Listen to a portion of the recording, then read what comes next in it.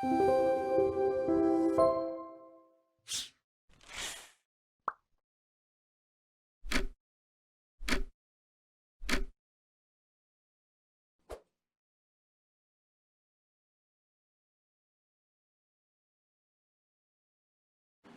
bem, continuando aqui então nossos 3 pilares de combate à criminalidade. Para contextualizá-los novamente, estamos trabalhando então como que foi feito este plano nacional.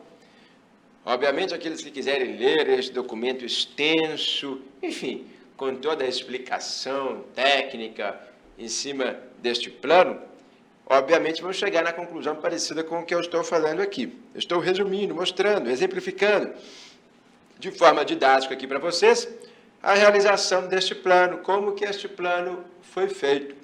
E eu falei que nós temos 3 pilares. O primeiro pilar é da criminologia, método empírico. O segundo pilar, que vocês vão ver agora, é a política criminal. Então, vamos neste pilar. O que seria o pilar da política criminal? Muito bem, a política criminal é aquela realizada pelo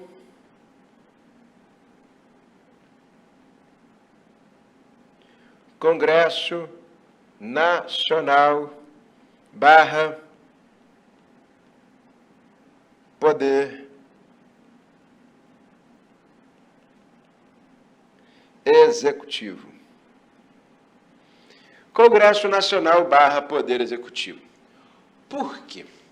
Porque nós temos a criminologia fazendo uma análise do caso concreto. O que a criminologia ela realiza? Ela vai estudar nos locais, ela vai estudar nos campos de criminalidade, uma comunidade carente, vulgarmente chamada de favela, lá numa plantação de coca, lá, enfim, no transporte da droga. Como é que é o crime? Como é que ele surge? Como é que é feito? Então, essa forma de se estudar o crime, essa forma de se enfrentar o crime, isso aqui é o caso concreto. Só que a criminologia, ela vai te dar solução. Olha que interessante. A criminologia, ela vai dar soluções possíveis. Ela vai te dar soluções possíveis para combater o crime. E estas soluções, olha só, aqui no quadro, estas soluções, a política criminal faz uma filtragem. Ela faz uma filtragem. A política criminal, ela vai filtrar, então, qual a melhor solução que a criminologia deu para este caso. Por exemplo, olha só, vamos pegar um caso de tráfico de drogas. O tráfico de drogas, todos nós sabemos que ele é pernicioso demais. O tráfico de drogas, ele é muito complicado. Ele mata, ele tem lavagem, tem extorsão, vários crimes estão ali em volta do tráfico. Aí a criminologia fala, olha, a melhor forma de se combater o tráfico é colocá-lo como crime hediondo ou equiparado a hediondo. A Lei 8.072 de 90, a Lei dos Crimes Hediondos, ela veda, por exemplo, anistia, graça, indulto para o crime hediondo. A prisão temporária é maior, em vez de 5 dias, é 30. A progressão de regime é mais severa. Nós tivemos alteração agora pelo pacote anticrime. Para o tráfico, nós temos que ter um tratamento mais severo. Então, a lei, o Congresso Nacional, ele vai e diz, pois bem, vamos colocar o tráfico de drogas no rol dos crimes equiparados a hediondos. Vamos colocar o tráfico de drogas na lei dos crimes hediondos, na lei 8.072 de 90. E assim foi feito. A Polícia Criminal, o Congresso Nacional fez uma filtragem e achou boa a ideia de colocar, então, lá no rol dos crimes equiparados a hediondos, o tráfico de drogas, que é um crime muito perigoso. Lá do outro, infelizmente, nós temos os crimes de colarinho branco. Que a criminologia, desde sempre, aqui não é o local para estudarmos a criminologia, mas aqueles que quiserem saber mais, aprofundar, eu tenho um livro, o Manual de Criminologia, da editora Saraiva, eu tenho livro de processo penal, eu tenho apostila de penal, eu tenho um manual de criminologia, e este manual, graças a Deus, desde 2018 está aí, enfim, sendo editado, e tem sido, durante 2 anos seguidos, o mais vendido da Amazon, da editora Saraiva, e tem sido muito aceito no mercado. Aqueles que quiserem aprofundar na criminologia, o Manual de Criminologia, 2ª edição, já está em vigor. Cristiano Gonzaga, Manual de Criminologia, editora Saraiva, tem na Amazon, na Saraiva, enfim. E lá eu trato muito o tema do colarinho branco, colarinho azul. E aqueles que quiserem, obviamente, ajudar o professor, nossa, professor, eu gostei de você, da sua aula, vou comprar um livro para te ajudar. Tomara, né? A gente também vive de livros. Apesar de ser promotor de justiça, a única outra função que eu posso ter, remunerada, obviamente, permitida por lei, é lecionar livros, assim por diante. Nada fora desse espaço. Então, aqueles que comprarem o livro vão ajudar o professor também. Fico muito feliz se vocês puderem fazer essa gentileza. E também estudar, aprofundar, ler. Livro é vida, livro é conhecimento. Pois bem, feita essa rápida propaganda do meu manual de criminologia, eu trato, então, esse crime de colarinho branco, o crime de corrupção.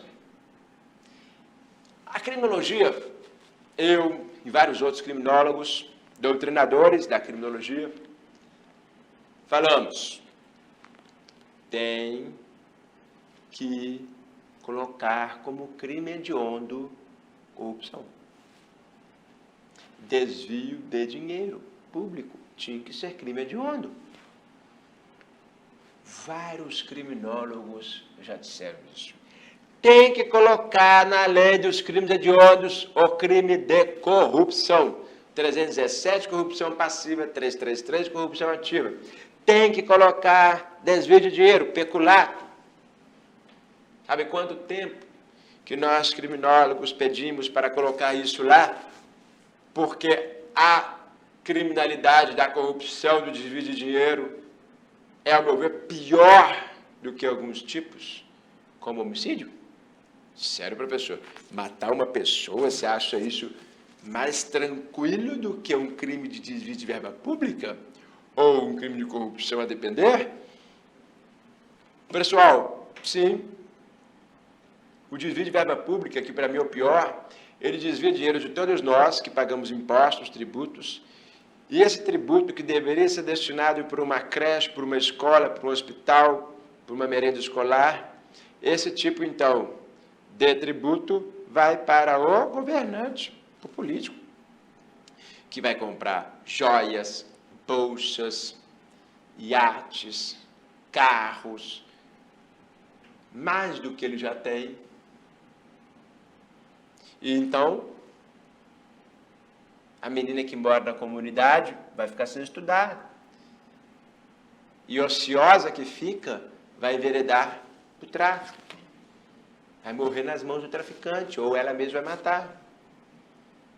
Porque não tem saída. Ela não tem escola, não tem saúde, não tem segurança pública. Aquele que deveria ser pago para fazer segurança pública está fazendo corrupção. Está batendo, está extorquindo, está abusando. Então aquela pessoa vai fazer o quê? Vai trabalhar onde? Vai ganhar um salário mínimo? Um salário mínimo? E enfrentar o Estado opressor? Por isso que eu digo, o desvio de verba pública, ele estimula todos os outros crimes que estão ao redor do colarinho azul. É o tráfico, é o furto, é o homicídio, é o roubo, é a extorsão, estelionato, a lesão corporal, a embriaguez, lesão, homicídio, pessoas que bebem muito para esquecer a vida, é ruim, acabam matando. Isso tudo porque não tem o mínimo existencial, não tem o básico. Mas por que não tem o básico? Porque não chega na comunidade carente a verba pública. Peculato, desvio, peculato, a apropriação, peculato, estelionato, peculato, furto. O artigo 312 do Código Penal, que eu leciono, ele tem 6 espécies de peculatos. 6 peculatos. Então, obviamente, esses delitos, eles estimulam muitos outros crimes, como, por exemplo, esse que eu estou falando de colarinho azul. Por isso eu digo que é um câncer social. Por isso que eu digo que determinado crime de colarinho branco é pior do que matar uma pessoa só, porque aqui você está fazendo um genocídio. Está destruindo uma comunidade. Várias pessoas estão morrendo porque não tem o mínimo. E aí, então, concluímos a criminologia. Coloque como crime hediondo isso. Evite uma progressão mais fácil. Que ele responda a maior parte preso. Que ele não possa ter benefícios penais como anistia, graça e indulto. Pedimos isso. Tem mais de 15 anos. Chega então na política criminal, no Congresso Nacional, fazem uma filtragem e dizem, não. Colocar o crime de corrupção, colocar o crime de peculato como hediondo é demais, muito grave. Não vamos colocar. Não aceitaram. Fizeram a filtragem, a criminologia foi no caso concreto e falou tudo isso que eu estou mostrando, tudo isso que eu mostrei para vocês é o caso concreto. Chegaram lá e disseram, não dá. Não vai ser crime hediondo. Apesar de tudo isso que eu falei com vocês, tudo isso que eu estudei, no caso concreto, sim. Então, legislam em causa própria. Porque, infelizmente, muitos desses políticos praticam crimes de colarinho branco. Corrupção, lavagem de capitais, desvio de verba pública. São pessoas que, então, não querem, eventualmente no futuro, caírem num crime como esse e falar, agora é hediondo, agora você vai poder ter benefício. Então não votam isso. Não colocam como crime hediondo. Ou seja, aqui a política criminal, esta filtragem que é feita pelo Congresso Nacional, não aceitou, por exemplo, colocar o crime de colarinho branco, corrupção, peculato, como crime hediondo. O Poder Executivo, por exemplo, não quer aqui criminalizar certos delitos. Entende que não deve ser feito o sancionamento ou o projeto de lei envolvendo certos delitos. E aí, ele também não quer, porque muitos desses crimes são praticados por integrantes do Poder Executivo. Mas a criminologia, o bom é que a criminologia ela não tem essas amarras políticas. A criminologia ela é livre. A criminologia ela estuda todos os delitos, todos os crimes, todos os casos concretos, pega tudo e fala, política criminal está aqui. Ó, tem que ser hediondo. Vocês pensam que a criminologia também só aponta o lado ruim? Não. A criminologia também aponta o lado bom. Por exemplo, o chamado Acordo de Não Persecução Penal. Já viram isso? O ANPP, Acordo de Não Persecução Penal, o ANPP, que está no artigo 28A do CPP, com a nova redação que foi lhe dada pelo pacote anticrime. Artigo 28A. O Acordo de Não Persecução Penal, para quem não conhece, vou mostrar para vocês aqui.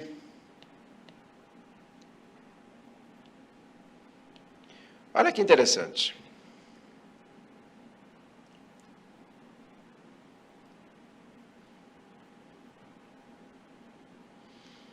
Código de Processo Penal, até para a gente ver uma novidade que é o pacote anticrime. Olha lá em cima. Não sendo caso de arquivamento e tendo o investigado confessado formal e circunstancialmente a prática de infração penal sem violência ou grave ameaça à pessoa e com pena mínima igual ou inferior a 1, aqui no caso, né? Crime de corrupção, infelizmente, é de 2 a 12, crime de peculato é 2 a 12. O Ministério Público poderá propor acordo de não persecução penal, desde que necessário o suficiente para a reprovação e prevenção do crime, mediante as seguintes condições ajustadas, cumulativa e alternativamente. Reparar o dano, restituir a coisa à vítima, exceto se não puder fazê-lo.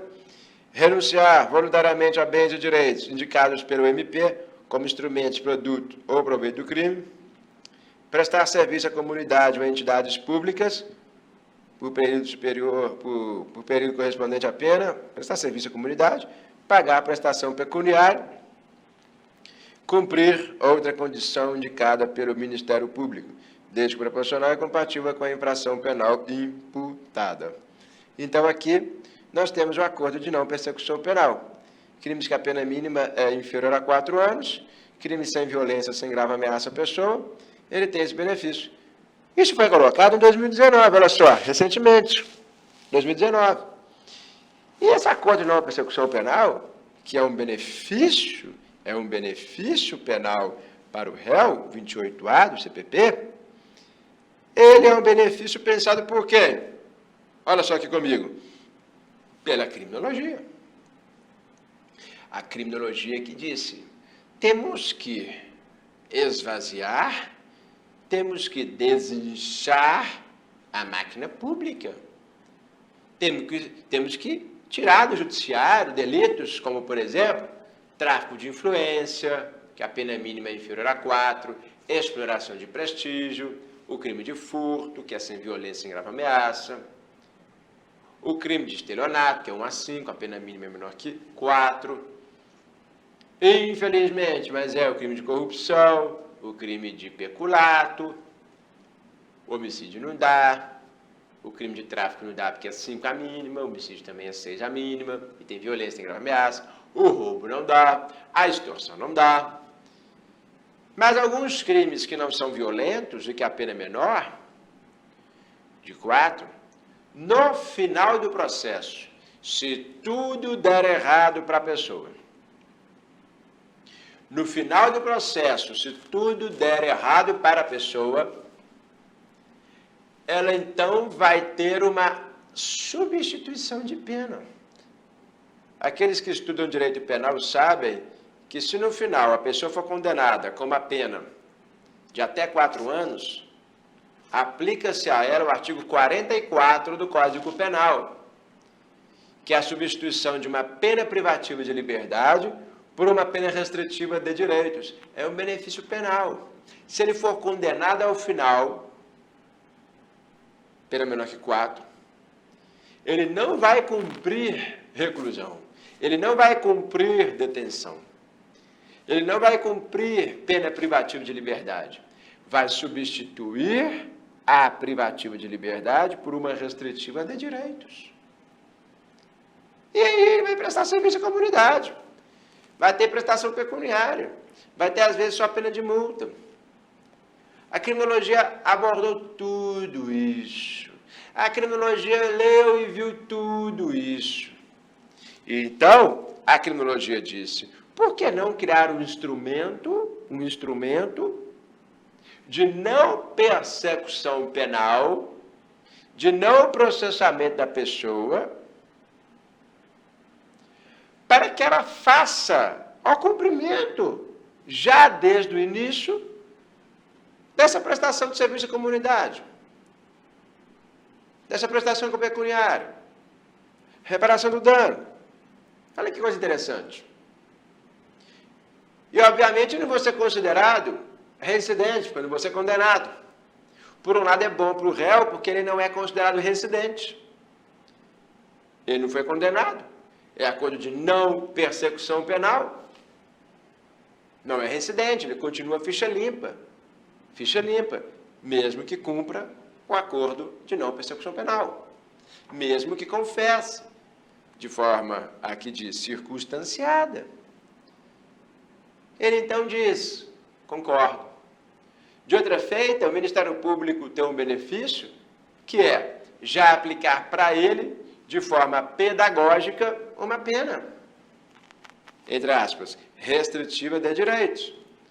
Prestar serviço à comunidade, restituir o dano à vítima. Crime de furto, por exemplo, restituir o notebook furtado. Crime de estelionato, devolver o ganho fraudulento contra a vítima. Então, se por um lado o Ministério Público consegue fazer com que ele já cumpra uma pena que seria aplicada lá no final do processo, que poderia nem ser aplicada, porque há prescrição, demora e assim vai. De outra feita, esse réu aceita isso e não vai ser processado, não vai ter as amarras do sistema, não vai ser considerado nem reincidente e nem condenado, porque ele vai cumprir um acordo de não persecução penal. Isso tudo quem deu? A criminologia. A criminologia que pensou, senhoras e senhoras, esse tipo de benefício. E a polícia criminal fez o quê? Aceitou. A polícia criminal olhou e falou assim, de fato, eu acho que isso é importante. Tanto é que essa alteração foi feita pelo pacote anticrime. Pelo pacote anticrime. E o pacote anticrime, ele inseriu 28A, e aí então vira lei penal. E aí é o que nós temos. Olha lá, voltando aqui no nosso slide. É o que nós temos aqui embaixo. Depois dessa filtragem, que pode ser um benefício, pode ser um malefício, igual colocar como crime hediondo um crime de tráfico, é um malefício. Colocar o acordo de uma persecução penal, um benefício. Não colocar como crime hediondo, escolher, filtrar e não virou direito penal. Mas o último pilar é o direito penal, que nada mais é do que o quê? A lei positivada.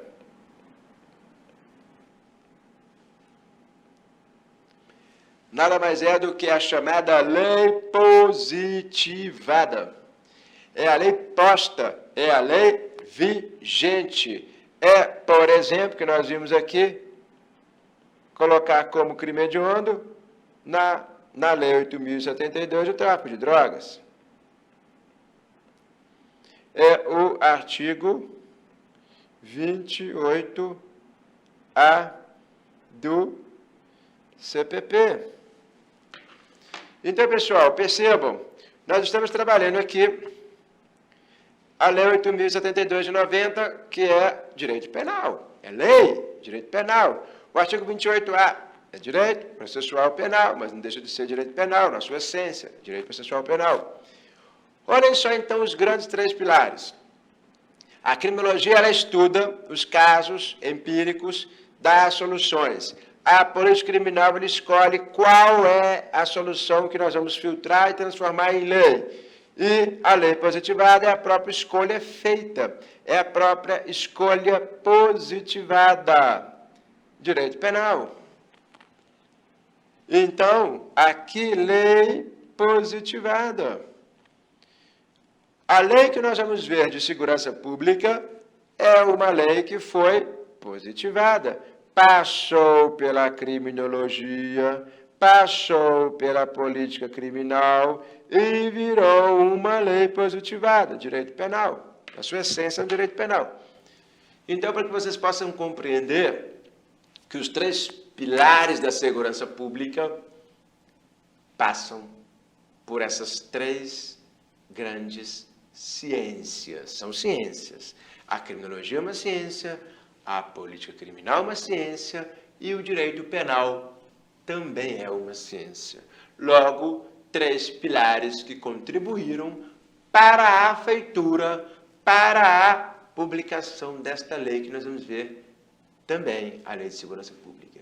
Esses são os três pilares utilizados pelo governo para fazer o combate ao crime, notadamente o crime organizado. Já voltamos.